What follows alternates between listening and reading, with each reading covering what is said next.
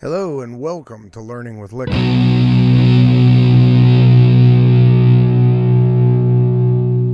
Please join me as we discover new things and find creative ways to manufacture entertainment.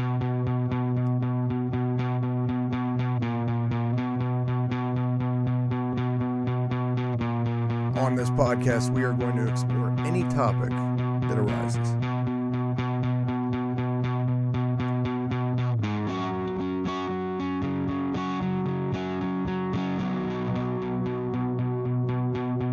The sky is the limit, and there is no subject we won't explore.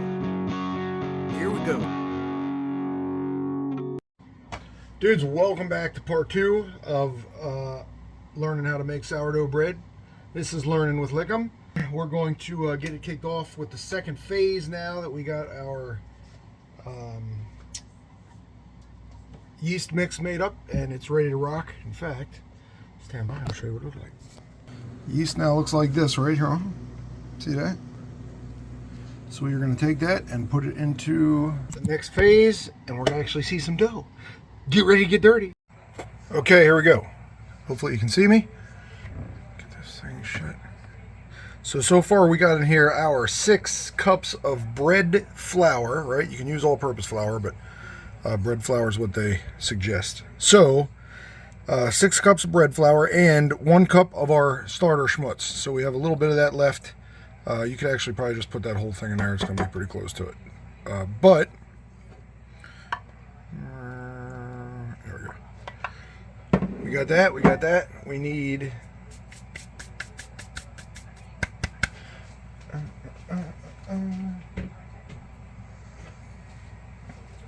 need 1 tablespoon of salt, which is going to be about that much. Okay, so far we got 6 cups of bread flour, 1 cup of our starter solution, that's the yeast and whatnot. We need half a cup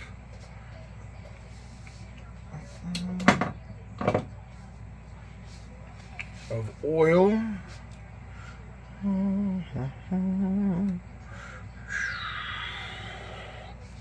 It'll be a miracle if I can stir this without getting it all over everything. Miracle. And lastly,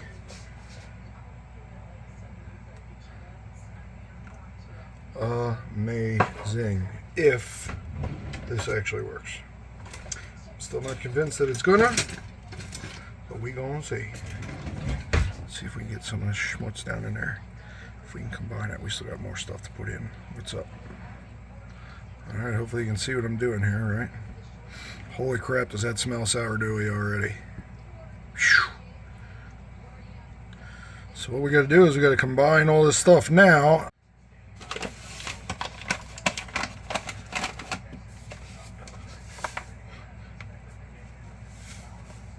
It's going to be about that much.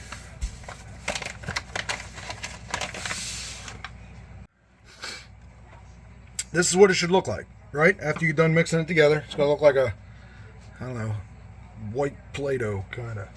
But now that that's done, what you want to do on the top of there is spread some oil or some butter on the top of it, like up here, you know what I mean? And you'll understand, like I said, why tomorrow, because that thing is going to come out all over the place. But for now, I am just going to use some of this right here. Spray some of that olive oil on the top of there. Gonna take this right here, right? Now, we don't want to secure that on there because it's gonna come out all over the place. But what you do want to do,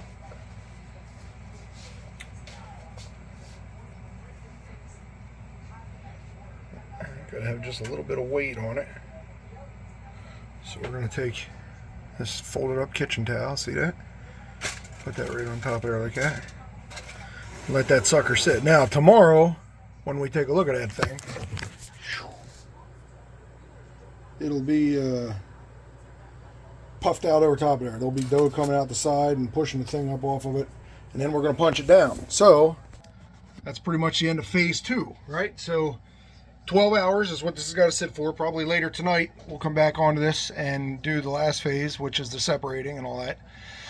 roll it out into individual. This will make about 3 loaves, you know, moderate sized loaves. If you combine them, you can probably make 2 bigger loaves if you want to do it that way, but I like to use the 3 smaller loaves because then you can give them away for presents and stuff.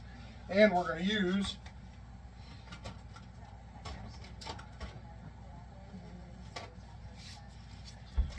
these little guys right here. See that? Bread pans. And then if you want to, you can take all those breads that you made, put them into a bread pan like that. And I used to put them in a brown. They make brown paper bags that those things fit right into, and you can send them off for Christmas presents or birthday presents, or just because you like people and bread's awesome. So anyway, that's where we're at now. See you tomorrow or later tonight for part 3.